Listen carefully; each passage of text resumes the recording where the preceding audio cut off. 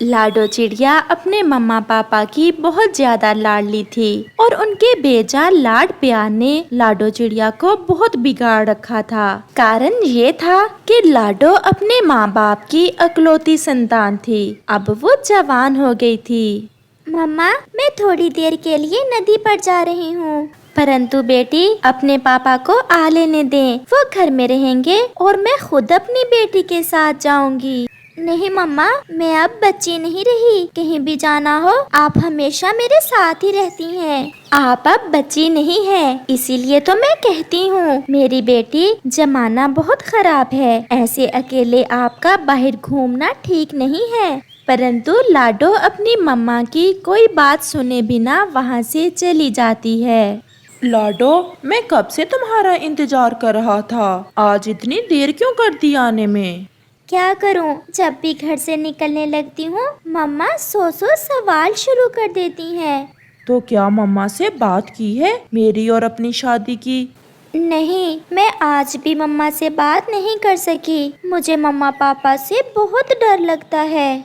तो फिर क्या मैं बात करूं आपके पापा से? और तो कोई है नहीं मेरा जिसे मैं भेजूं आपके मम्मा पापा के पास। ना ना, ऐसा ना करना, मेरे पापा गुस्सा हो जाएंगे। मैं खुद ही किसी दिन मम्मा से बात कर लूंगी। लाडो की मम्मा, लाडो कहाँ है? वो तो नदी पर गई हुई है। मैंने कितनी बार कहा है उसे नदी पर अकेले ना भेजा करें। मैंने रोका था, परंतु वो मेरी बात ही नहीं सुनती। वो नदी पर एक आवारा चिड़े के पास जाकर बैठी रहती है। मानो नाम है उसका। आवारा है, ना घर ना बाहर, कोई काम भी नहीं करता। मुझे डर है कि कहीं कोई। नहीं नहीं लाडो के पापा, हमारी लाडो मुंह की कड़वी जरूर है, थोड़ी जिद्दी है, परंतु मुझे विश्वास है अपनी बेटी पर, वो कुछ भी ऐसा नहीं करेगी। मेरे दोस्त का बेटा है, बड़ा घर है उसका। मैं चाहता हूँ कि अपनी लाडो की शादी उससे कर दूं। वो हमारी लाडो को बहुत खुश रखेगा। फिर तो बहुत अच्छा है, मैं आज ही लाडो से बात करूँगी। आप लाडो से बात कर लें। अगर लाडो मान जाए तो हम 1-2 दिन में लाडो का उससे ब्याह कर देंगे। अच्छा मानो, अब मैं चलती हूँ, मम्मा बहुत परेशान हो रही होंगी। ऐसा कहते हुए लाडो अपने घर चली जाती है। लाडो, मेरी बेटी, एक बात करना थी आपसे। जी बताएं मम्मा, क्या बात है? लाडो, आपके पापा अपने दोस्त के बेटे से आपकी शादी करना चाहते हैं। बहुत अमीर है वो पक्षी और बड़ा घर भी है, वो आपको बहुत खुश रखेगा। परंतु मम्मा, वो मानो चिड़ा भी बहुत अच्छा है, वो मुझसे बहुत प्यार करता है। गरीब है तो क्या हुआ? नहीं बेटी, गरीब होना कोई बड़ी बात नहीं, आपके पापा उसे जानते हैं। वो बता रहे थे कि मानो चिड़ा जो नदी पर आपके पास जाकर बैठता है वो बहुत आवारा है और कोई भी काम नहीं करता। मम्मा, वो मुझे खुश रखेगा और मैं उसके साथ खुश रहूंगी। बेटी, हम बड़े हैं, आपका अच्छा ही सोचेंगे और अपने पापा से उस मानो चिड़े की बात ना करना, वो बहुत गुस्सा होंगे उसका नाम सुनकर। फिर वो माँ बेटी सो जाती हैं। दूसरे रोज मम्मा चिड़िया और पापा चिड़िया अपनी बेटी से कहते हैं, लाडो बेटी, आप घर में ही रहना, हम भोजन लेने जा रहे हैं। आप शाम को जल्दी आ जाना, मुझे एक बार नदी पर जाना है। अच्छा अच्छा, चली जाना मेरी बेटी, हम शाम को जल्दी आ जाएंगे। मम्मा पापा भोजन लेने चले जाते हैं। थोड़ी देर बाद मानो चिड़ा लाडो के घर आता है। वो खिड़की में आकर बैठ जाता है। लाडो, लाडो, मम्मा पापा कहाँ हैं? मानो, मैं आपका ही सोच रही थी, अच्छा ही हुआ जो आप आ गए। मानो, मम्मा पापा मेरी शादी करने वाले हैं। क्या बात कर लिया आपने? और मम्मा पापा मान गए? नहीं, आपसे नहीं, बल्कि पापा के दोस्त के बेटे के साथ। बड़ा घर है उसका। तो फिर तुमने क्या कहा? क्या मुझे छोड़ दोगी तुम? मुझे कुछ समझ नहीं आ रही, क्या करूं? आप भी तो कोई काम नहीं करते, पापा आपके बारे में सब जानते हैं। मैं तुम्हें कभी भी भोजन की भूख नहीं आने दूंगा। और इससे बढ़कर तुम्हें क्या चाहिए? मम्मा बता रही थी कि 1-2 दिन में वो मेरा ब्याह कर देंगे और मम्मा से मैंने आपकी बात भी की थी, परंतु मम्मा नहीं मानी। अगर तुम राजी हो तो हम कोर्ट मैरिज कर लेते हैं। क्या ये सब कैसे होगा? मैं आज रात आकर तुम्हें ले जाऊंगा और फिर कल हम कोर्ट मैरिज कर लेंगे और फिर बाद में सब मान जाएंगे। मुझे बहुत डर लग रहा है। कुछ भी नहीं होगा। मेरे पापा ने भी मेरी मम्मा से कोर्ट मैरिज ही की थी। मेरा इंतजार करना, समय नहीं है, मैं रात को आऊंगा। ऐसा कहते हुए मानो वहाँ से चला जाता है। बेटा, हमारी एक ही बेटी है, बहुत लाड प्यार से हमने इसे पाला है। क्या आप हमारी बेटी को खुश तो रखेंगे? माँ जी, आप चिंता ना करें, मेरा जो कुछ भी है लाडो का ही तो होगा। उसे मेरे घर में कोई दुख नहीं होगा। मैं लाडो को बहुत खुश रखूंगा। बेटा, थोड़ा गुस्से वाली है लाडो। मैं आपको तब से जानता हूँ जब मैं छोटा सा था और आप मेरे पिताजी के साथ सारी सारी रात गप्पे लगाया करते थे। और आप भी मुझे अच्छे से जानते हैं। आप मेरा विश्वास रखें, सब ठीक होगा। तो फिर कल बारात लेकर आ जाना और ब्याह कर ले जाना हमारी बेटी को। रात को लाडो चिड़िया अपनी मम्मा के साथ लेटी हुई थी। लाडो बेटी, कल सुबह नदी पर जाकर तैयार हो जाना। हम आपकी शादी की बात पक्की कर आए हैं। मम्मा, मैं आपको कैसे समझाऊं? मैं उससे शादी नहीं कर सकती। मैं मानो से शादी करना चाहती हूँ। बेटी, मम्मा पापा अपने बच्चों को खुश देखना चाहते हैं। बेटी, वो आपको बहुत खुश रखेगा। मुझे तो वो चिड़ा बहुत अच्छा लगा। वो सुंदर भी है और बहुत अच्छी आदत है उसकी। लाडो खामोश थी और सोचों में गुम थी। मम्मा और पापा चिड़िया सो जाते हैं। आधी रात को मानो चिड़ा खिड़की में आता है। लाडो, लाडो, आहिस्ता बोले, मम्मा पापा अभी अभी सोए हैं। चलो मैं आपको लेने आया हूँ। आप घबराए ना, सब ठीक होगा। मैं सब संभाल लूंगा। अब जल्दी से मेरे साथ चलो। लाडो एक नज़र अपने मम्मा पापा की तरफ देख रही थी और फिर मानो चिड़े की तरफ। चलो मैं घोड़ा बनता हूँ और मेरी लाडो मेरे ऊपर बैठेगी।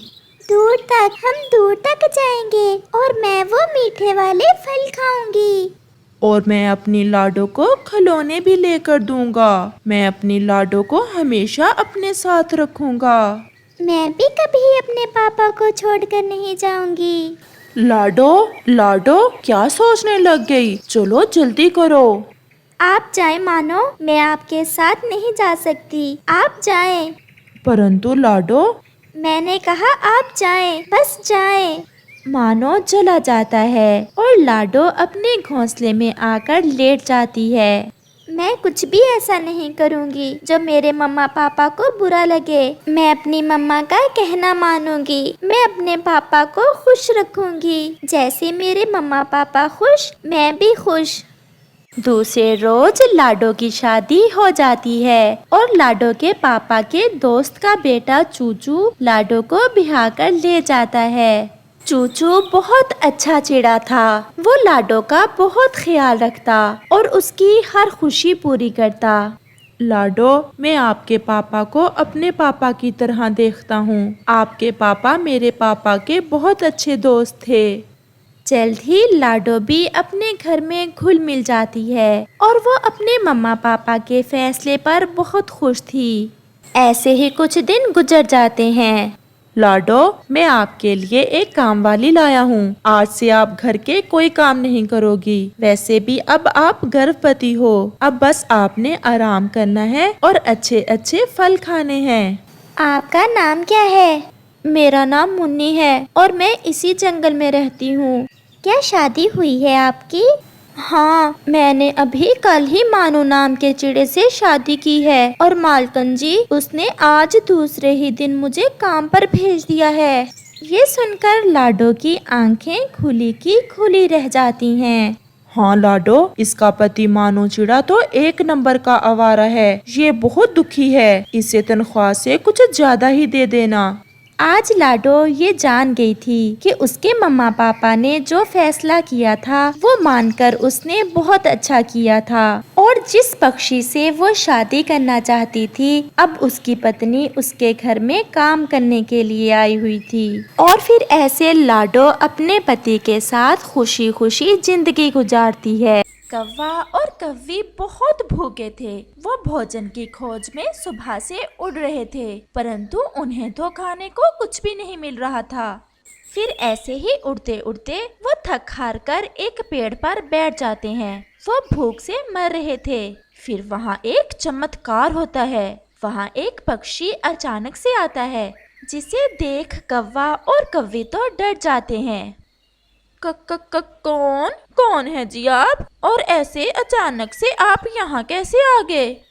मैं कोई आम पक्षी नहीं हूँ, मेरे पास जादुई शक्तियाँ हैं। मैंने देखा कि आप भूखे हो और मैं हमेशा मुसीबत में पक्षियों की मदद करता हूँ। भूखे हैं जी, बहुत भूखे हैं जादुई पक्षी जी, हम तो बहुत भूखे हैं, सुबह से कुछ भी नहीं खाया। वो सामने पहाड़ के पास एक कुआं है, उस कुएं के पास ही एक पेड़ है। जाओ और उस पेड़ का एक पत्ता तोड़कर कुएं में फेंक दो। गुस्सा न करना जादुई पक्षी जी, वह पत्ता कुएं में फेंकने से हमारी भूख कैसे मिटेगी? वो पत्ता कुएं में फेंकने के बाद आप अपने मन में जो भी सोचोगे आपको वही मिल जाएगा। हाँ, अगर कोई पक्षी लालच करेगा तो उसे कुछ भी नहीं मिलेगा, अगर मिला भी तो उसे सब कुछ कड़वा लगेगा, इसलिए ज्यादा लालच नहीं करना। ऐसा कहते हुए वो जादुई पक्षी वहाँ से गायब हो जाता है। कालू जी, मुझे तो विश्वास नहीं हो रहा, इतने अच्छे काम तो कभी हमने किए नहीं जो इतनी दया आ गई उस जादुई पक्षी को हम पर। अब जल्दी से चलो, हमें पहाड़ों के पास जाकर देखना होगा। फिर कालू कौवा और गोरी कौवी जल्दी से पहाड़ों की तरफ चले जाते हैं। पहाड़ों पर जाकर वो देखते हैं कि वहाँ तो सच में एक कुआं है, जिसका पानी तो ऊपर तक दिख रहा था। कालू जी, वो जादुई पक्षी इसी पेड़ के पत्ते फेंकने का कह रहा था, मैं फेंकती हूँ एक पत्ता। ऐसा कहते हुए गोरी कौवी उस पेड़ का एक पत्ता तोड़ती है और उस कुएं में फेंक देती है और कुएं से आवाज आती है। मुझे लगता है कि कोई ईमानदार और सच्चा पक्षी भूखा है, मांगो क्या मांगते हो? कालू जी, ये तो सच है। कालू, कुआं तो सच में कुछ मांगने को कह रहा है। कुएं जी, हमें एक विशाल आम दे दें जो मीठा भी हो और रसीला भी। ऐसे वो कुआं उन्हें एक बड़ा सा आम दे देता है। कालू जी, ये तो बड़े काम की शक्ति आ गई है हमारे पंखों में, अब तो मैं सारे पक्षियों को तरसा तरसा कर खाऊंगी ये आम। और हमें जब भी भूख लगेगी हम इस कुएं में पत्ता फेंककर भोजन मांग लिया करेंगे। वो दोनों तो बहुत खुश थे। चलो कालू जी, अब इस आम को लेकर दूसरे पक्षियों के सामने जाकर खाते हैं। मुझे बहुत मजा आएगा जब दूसरे पक्षियों की चोंच में पानी आएगा। ऐसे वो कौवी और कौवा वो बड़ा आम लेकर वहाँ से वापस होते हैं। वो उस आम को एक पेड़ के नीचे रख लेते हैं। इतना बड़ा आम देखकर दूसरे पक्षी भी वहाँ आ जाते हैं। कालू और गौरी, हम तो भूख से मर रहे हैं और तुम्हारे पास इतना बड़ा आम कहाँ से आ गया? मैं तो अभी अभी आम के बड़े पेड़ से देखकर आया हूँ, वहाँ तो कोई आम नहीं है। ये तो एक आम है, हमारे पास इस तरह के और भी ढेर सारे फल हैं। अगर हमें खाते हुए देखना हुआ तो कल फिर यहीं आ जाना। कालू और गोरी, ये आम तो बहुत बड़ा है, आप इस आम में से थोड़ा थोड़ा हमें भी दे दें। हम ये आम खा लें और फिर आम की गुठली तुम सब पक्षी खा लेना। ऐसा कहते हुए वो दोनों आम खाना शुरू करते हैं। कौवे यार, तुमने तो कई बार मेरा भोजन चुरा कर खाया है, आज थोड़ा सा आम दे दो, मेरे मुंह में तो पानी आ रहा है। कितना मीठा होगा ये आम, और रसीला भी। परंतु कौवे तो इधर उधर नहीं देखते, वो तो मजे से उस आम को खाए जा रहे थे। फिर सब पक्षी भूखे ही अपने अपने घरों को लौट जाते हैं। मुझे बहुत अच्छा लगा जब कबूतर मुझे आम खाते देख रहा था। अब तो हर रोज हम उन्हें दिखा दिखा कर ऐसे जादुई फल खाया करेंगे। जंगल में रात हो जाती है। चिड़िया भी भूखी ही सोई थी। आज तो कबूतर भी चिड़िया के घर ही सो गया था। चिड़िया चिड़िया, मुझे पता है आप भूखे हो। उस लालची कौवे को मैंने ही वो फल दिया था, परंतु वो कौवा तो बहुत ज्यादा लालची निकला। उसने आप में से किसी को भी वो फल नहीं दिया। आप सुबह पहाड़ों पर जाओ और वहाँ एक कुएं में पास वाले पेड़ से एक पत्ता तोड़कर फेंको और फिर जो मांगोगे वही मिलेगा। मुझे तो आम खाना है। मुझे तो वही मीठा और रसीला आम खाना है। मुझे बहुत भूख लगी हुई है। चिड़िया चिड़िया, क्या हुआ? कौन सा आम खाना है? कौवे का आम तो अब हमारे सपनों में भी आने लगा है। चिड़िया भी जाग गई थी। कबूतर भैया, मैंने एक सपना देखा। मैंने देखा कि पहाड़ों के पास एक कुआं है जिसमें पास वाले पेड़ से पत्ता फेंकने पर हमें सब कुछ मिलेगा। चिड़िया सो जाओ, आप आम के सोचते सोचते सो गई थी, इसलिए आपको ऐसे सपने आ रहे हैं। परंतु कबूतर भैया, मेरा दिल कह रहा है मेरा ये सपना सच्चा है। हम कल सुबह होते ही पहाड़ों की दिशा में जाएंगे। अगर तुम्हें विश्वास है तो चले जाएंगे। फिर वो दोनों सो जाते हैं। अगले रोज चिड़िया और कबूतर सीधे तोते के पास जाते हैं। तोते भैया, चलो, हमें पहाड़ों की दिशा में जाना है। वहाँ जाकर क्या करना है? तोते भैया, बस आप चले मेरे साथ, मैं आपको वहाँ जाकर सब बताऊंगी। ऐसे चिड़िया और कबूतर तोते को साथ लेकर पहाड़ों की दिशा में चले जाते हैं। वो सब वहाँ जाकर कुएं के पास बैठ जाते हैं। देखा कबूतर भैया, मैं ना कहती थी कि मेरा सपना जरूर सच्चा होगा। चिड़िया और कबूतर, मुझे भी तो कुछ बताओ, ये सब क्या हो रहा है? कैसा सपना सच्चा हुआ? तोते, बस थोड़ा इंतजार करो। और फिर चिड़िया पास वाले पेड़ से एक पत्ता तोड़कर उस कुएं में फेंक देती है। पत्ता फेंकते ही कुएं से एक आवाज आती है। कोई सच्चा और ईमानदार पक्षी भूखा है, मुझे पता चल गया है। मांगो आप मुझसे, क्या लेना चाहते हो? ए अच्छे कुएं, हमें भूख लगी हुई है। हमें खाने को कुछ मीठे मीठे आम दे दें। आप जो मांगोगे मैं वो दूंगा। फिर वो कुआं उन्हें मीठे मीठे आम दे देता है, जिन्हें देख तोता तो खुशी से पागल हो रहा था। तो अब मुझे समझ आई, वो ये सपना था। फिर वो सब वहाँ बैठकर आम खाने लग जाते हैं। गोरी कौवी और कालू भी बहुत खुशी खुशी वहाँ आ जाते हैं। अरे अरे, ये क्या? ये आम कहाँ से लिए तुमने? गोरी बहन, आपने तो कल हमें वो आम नहीं दिया था, इसलिए ये आम हमें भगवान ने दिए हैं।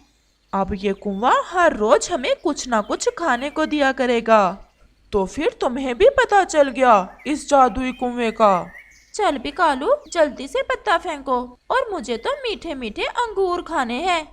कालू पास वाले पेड़ से पत्ता तोड़ता है और कुएं में फेंक देता है। सच्चे और ईमानदार पक्षी, मांगो, क्या मांगते हो? ये सुनकर कबूतर से तो रहा नहीं जाता। कुएं जी, ये कहाँ से सच्चे और ईमानदार पक्षी हैं? ये तो एक नंबर के फ्रॉडिये हैं। जाओ ओए कबूतर, बड़ा आया तू सच्चा पक्षी, एक लगाऊंगी मैं चोंच तुम्हारे। और फिर कुआं बोलता है, जो पक्षी सच्चा और ईमानदार नहीं होगा उसे खुद ही पता चल जाएगा। और फिर कुआं अंगूर दे देता है। देखा गंदी आंखों वाले कबूतर, मेरे कुएं भैया जी ने मुझे अंगूर दे दिए। तुम्हारे जैसों की नहीं मानता मेरा कुआं भैया। गोरी, ये अंगूर तो बहुत कड़वे हैं। क्या? ये अंगूर कैसे कड़वे हो सकते हैं? और फिर गोरी अंगूर खाती है। ये अंगूर तो सच में बहुत कड़वे हैं। यही तुम्हारी सजा है। कौवे और कौवी कल कैसे हमें दिखा दिखा कर आम खा रहे थे, अब मिली ना आपको सजा। फिर ऐसे सब पक्षी तो उस जादुई कुएं से तरह तरह की चीजें लेकर खाते हैं, परंतु कालू कौवा और गोरी कौवी कुएं से जो भी लेते वो तो कड़वा ही होता। इस कहानी से हमें सीख मिलती है कि कभी कभी ज्यादा चीज के लालच में हमें थोड़े से भी हाथ धोना पड़ता है।